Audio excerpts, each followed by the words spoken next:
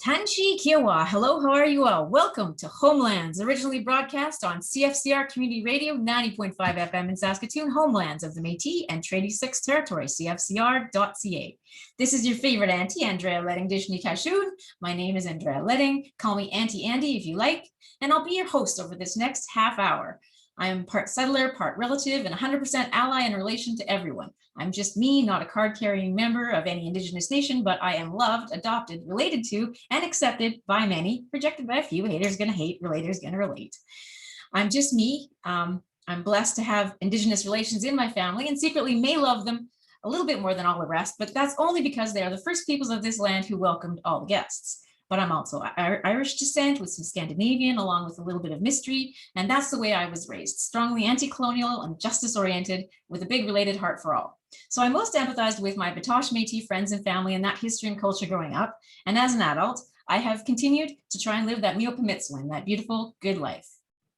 So from the fringes of the sash, I situate myself as a relative and an ally and welcome you, my listeners, as brothers, sisters, nieces, nephews, cousins in the Homelands. So let's welcome our relatives today. So we have two people for the first time ever. We have Ben Borne, who is a previous guest on Homelands and comes from Symmetry-Pr, and he's a communications professional on paper, but a relationship builder at heart. Over the years, Ben has nurtured a passion for using strategic communications to create inclusive, generous, and responsible communities. He holds a BA from Canadian Mennonite University and a diploma in public PR, public relations from the U of Vic. In his spare time, he's an active volunteer with the International Association of Business Communicators, which we'll hear more about, IABC, and president of the Learning Disabilities Association of Saskatchewan Board of Directors. There's many other things about Ben, but check out the other radio show that has a half hour of him talking about fabulous things. He's an amazing person, and he's got a wonderful podcast called Reconciliation that you should check out. So Reconciliation in Canada. So Melody Lynch, who's with us today, is an ISO certified communications management professional with 10 years of experience working in journalism and communications for nonprofit organizations. She's a girl after my own heart. Born and raised in Treaty 6 Territory, homeland of the Métis, Melody is passionate about supporting this community she calls home. And you can tell it just by meeting her for the first time. While working for and with many Indigenous organizations over the years, Melody has learned and continues to learn as much as she can about Indigenous culture and traditions, which is every ally's good job. And she works to be a passionate ally that through her work helps to elevate Indigenous and BIPOC voices, which is Black, Indigenous, people of color, all minorities, everybody who makes up this diverse mosaic that we call home. Together.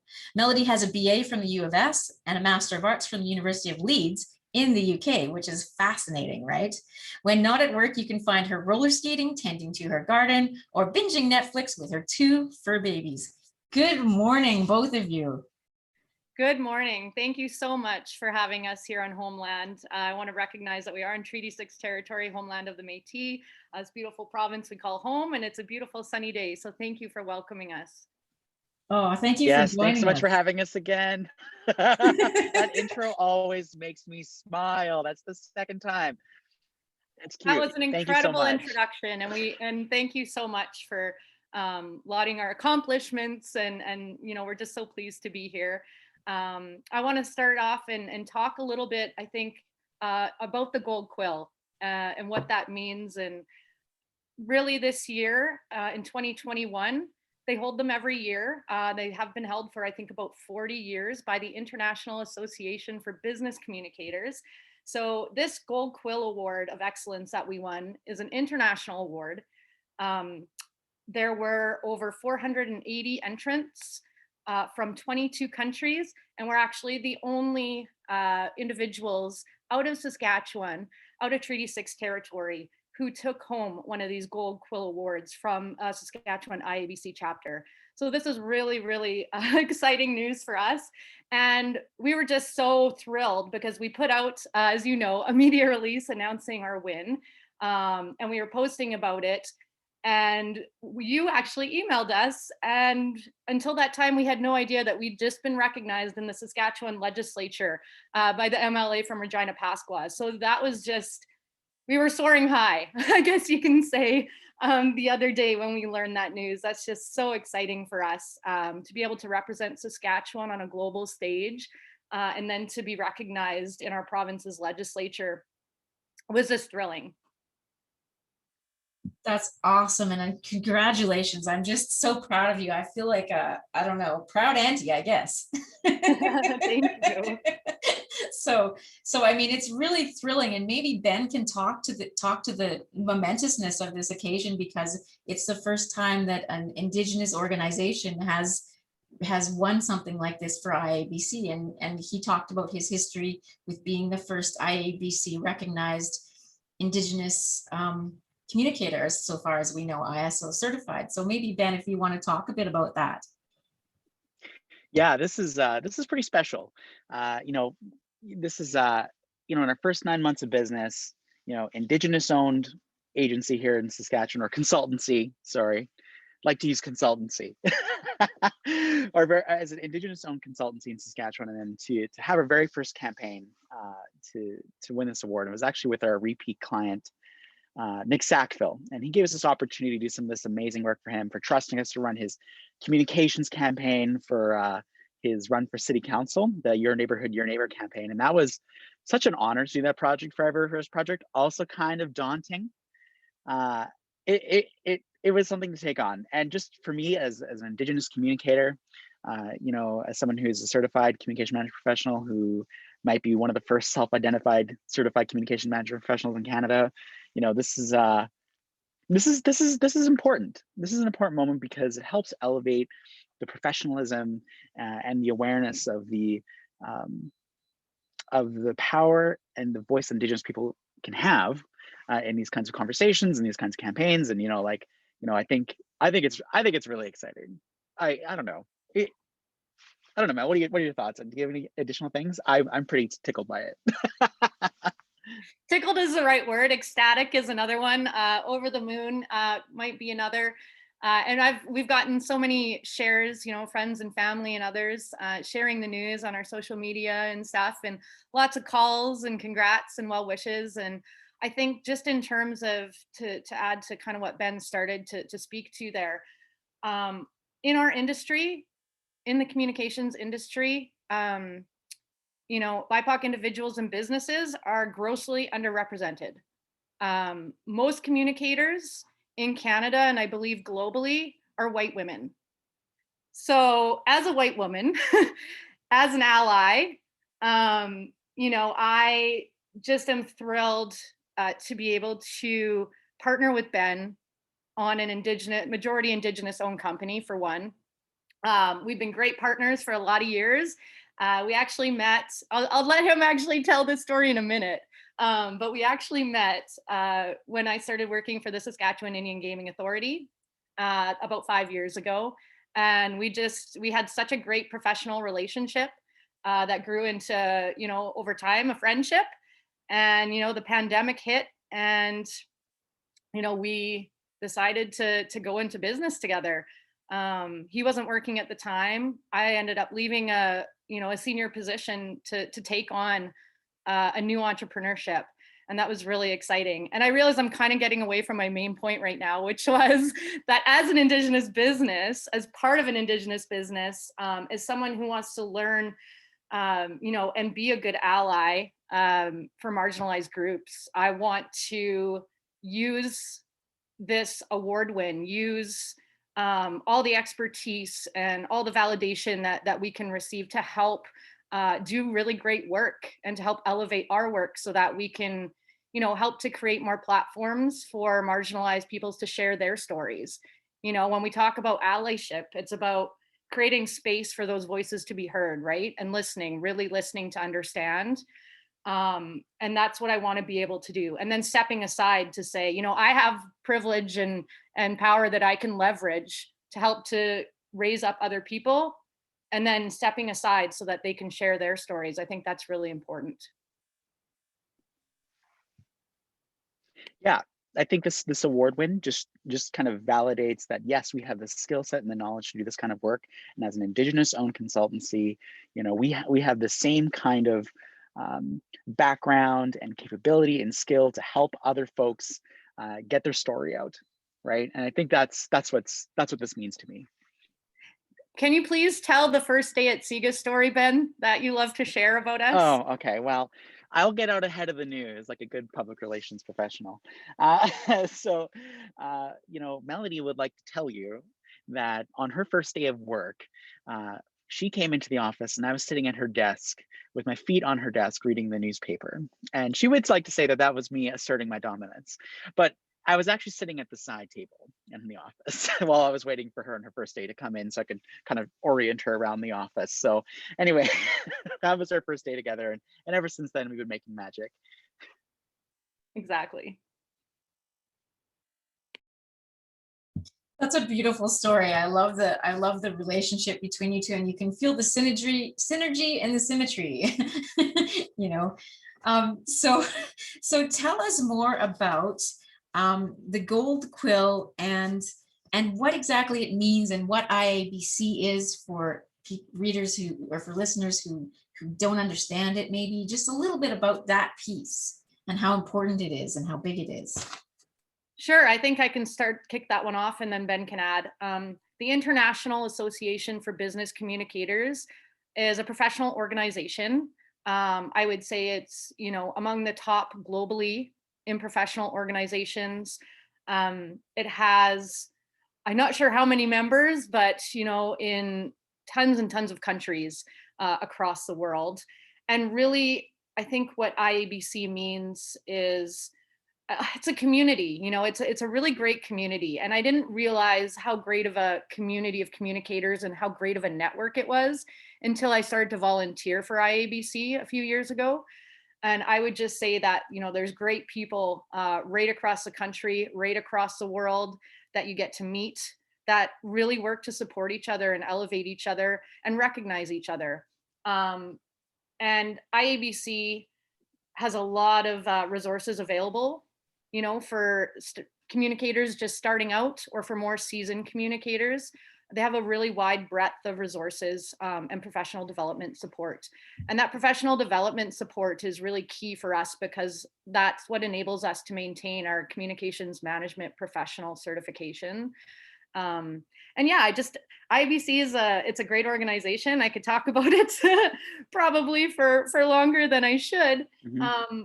But the gold quill, like being recognized as part of IABC's gold quill, means a very rigorous evaluation process, really. There's a blue ribbon panel of judges. These judges are some of the most experienced and seasoned communicators across the world.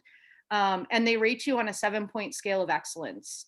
And I've judged these awards actually in the past, and I've judged what's called Silver Leaf Awards as well, which is the national version. The Gold Quill, again, is the international version.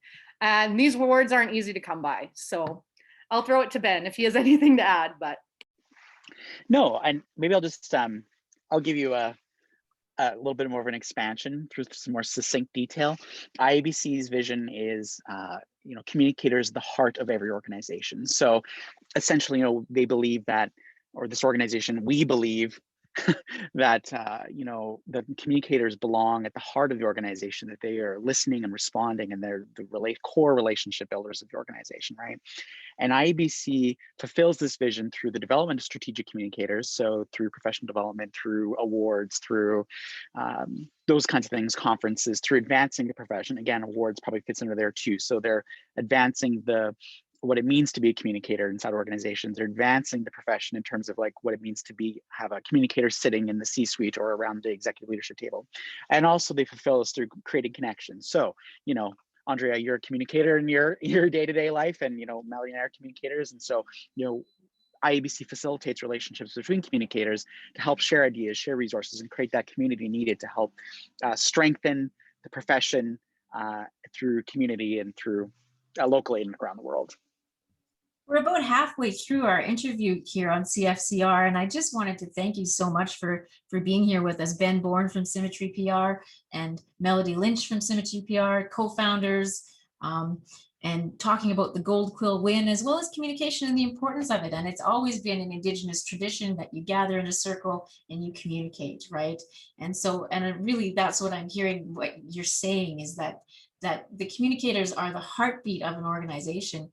They really pump that blood out to everybody in terms of doing that relationship building and that language that we use and all the important messaging. And yeah, so maybe Melody, if you want to talk a little bit more about that and allyship and all of the beautiful work that you do.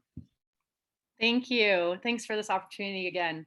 Well, I want to just add, I think that, communicators at the heart of every organization, communicators as relationship builders. I really do believe we have a really prime opportunity to help to create more connected, responsible communities. And Ben and I pride ourselves on following kind of a two-way symmetrical model of public relations, which is where the name Symmetry comes from. Right. So really, it's all about negotiating those relationships in a sense, building those relationships for the mutual benefit. So we're not going to go, we're not going to go to a business and a lot of people think that communicators or PR people are sometimes they think they're spin doctors or, they're just trying to go for any story they can get. Really, we want to do it in a responsible way. We want to follow the highest standards of ethics for our profession and we really want to create beneficial, mutually beneficial outcomes for both the organizations that we support and the communities that they serve. And we really have, we have a priority to partner with, especially in other Indigenous partners, to, just support other entrepreneurs, but also to give back to our communities. And we really pride ourselves on that. We've done some pro bono hours already, for things that we're passionate about that we want to support. There's a campaign recently called Love My Neighbor, lovemyneighborproject.org, that's working towards vaccine equity for people in developing countries so that they can get vaccines as well during COVID, things like that. And I'm not trying to plug anybody in specific. I'm just trying to think of examples that give you a sense of some of the things that we do. We like to work with nonprofits and small businesses, especially because we want to provide value to them and we want to help improve their business outcomes.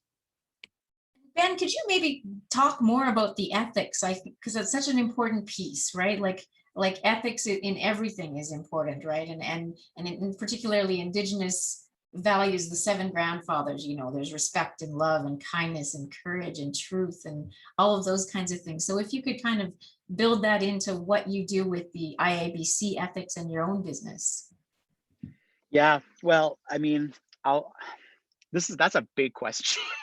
Because ethics guides so much about what we do in our work, right, as communicators. But I'll give you like kind of a very specific example, right? If we're following a lot of what happened during the Trump era of politics in the States, right? We have this notion of fake news. We had spokespersons who represented the president that kind of twisted the details, right? And that actually gave a lot of that took away a lot of the credibility that came from for spokespersons and communicators, right? It kind of took out of that reputation bank. So IABC as an organization did like a confirmation of like, yes, we all signed on to our code of ethics again. We publicized that. We said, this is what we believe, we tell the truth, we don't twist the facts, we behave in ways that, don't overpromise for people, that kind of stuff. So yeah, and I think comes into our work too, right? We follow a very strict code of ethics in our work as communicators. And so when you belong to IABC, you subscribe to their code of ethics. And someone actually once told me, gave me some really wise advice, and I follow this carefully through everything that I've done, is that, if you work for an organization that's pushing against your ethics, someone said you should always have run money, they called it, because then you should just leave, right? Yes, you can abide by your code of conduct for organization, but your primary code of conduct is what you believe is what you subscribe to as your professional association. And someone once told me even to have my code of ethics printed out and framed in my office, right? And so that's really important. That takes precedent over everything, because at the end of the day, you don't want to sour or taint the image you have as a communicator, right? You want to make sure that you are ethical, that you can go into other organizations and say, the reason why I left that organization was because of an ethics violation that I didn't believe in, or something like that, right? It's about setting a standard and being unified as a communicator, and that ethics can help separate you from some other folks, right, too, and maybe might also guide you to creating some better work. That's kind of what I say about ethics. Mel, any thoughts? No, I just, you know me, you know, and you know my personality type very well. I'm an extremely ethical, principled individual. And I pride myself on being that. And I just think he kind of summed it up really well. I mean, it's about not over promising to people. It's about being truthful. If you make a mistake, that's okay, but you correct it immediately, you know, things like that. And just being super, super transparent. So yeah. If you can find more on the code of ethics online if you want. And I didn't even hit all points. I think there's like 11 points in there and I did not get them all.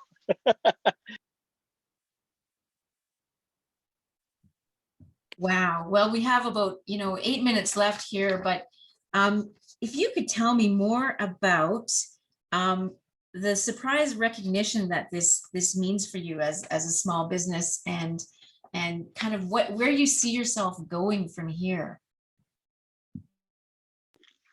I can touch on that a little bit.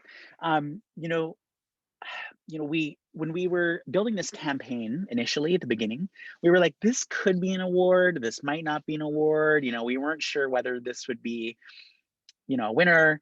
We applied and we waited, and it was like a long wait. Like I think we submitted in January, but when we found out we won last week, it was very humbling to see our name up against other organizations like Unilever and Dove. In the same category, right? Like those are big things. And all it was really is validating that the work that we do, meets a certain standard, right? And that it says, okay, yes, what we're doing as a consultancy is correct.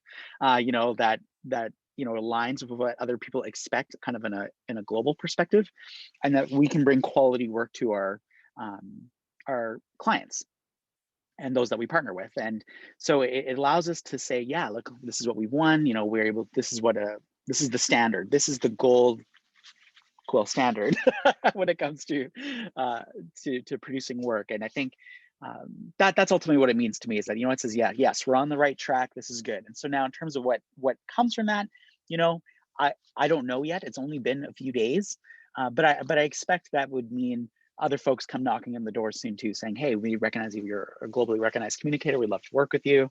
Of course we want to work with them too, right? It's a good opportunity to build relationships and to demonstrate the power of communications and what it can do to help your organization and ultimately shape and change culture. Yeah, I'd love to just add something to that too. I mean, a lot of people, I've experienced this working with organizations for many, many years. And that's part of the work that we want to do. And part of this recognition, part of this award, I think is going to help to advance the profession in the same way that Ben spoke to before. So elevating communicators to be seen as strategic advisors to CEOs, to C-suite executives, to be able to partner and work with them on making strategic communications decisions that actually do have an impact on the bottom line and on their business outcomes, right? That connection is really hard to make. And that's partly why these awards are so difficult to win. And I know through judging them is you got to be able to show outcomes on the business. That's not always an easy thing to do. When you're talking about raising awareness, sure, I got lots of media press. What did those people do who listened to that? What action did they take? What behavior change are we seeing from that? Did it impact, the business outcomes that business wanted to see? So all of those things are really difficult to measure. And that's where we really put our focus in our work, is working toward measuring those outcomes on the business. And we're proud to say, I mean, I've been in the industry for about 10 years. Neither of us are that old or that seasoned yet, but I think this proves that we have the expertise, we have the skills, and we do have the experience and the credibility to do this kind of work. So.